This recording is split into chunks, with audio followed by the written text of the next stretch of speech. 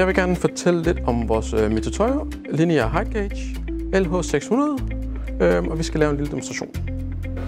Et af de mål, man kan lave, når man har sat proben på, det er, at man trykker her eller ned på tastaturet. Det er en touchskærm.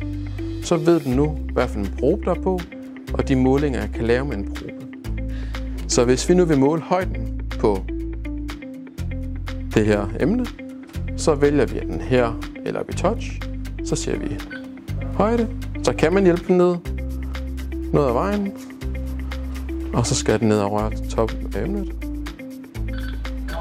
Så nu ved vi, at det her emne her, det er 165 mm og 89 tusindedele af en millimeter.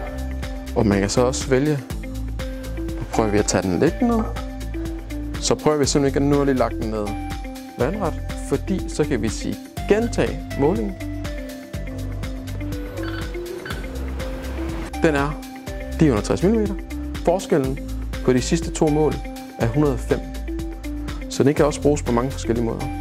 Hvis I har lyst til at få en demonstration i vores højdemåler, så kontakt os ved KDV, så kan I se vores lille tutorial showroom, og så prøver vi den med nogle emner og viser, hvad den kan.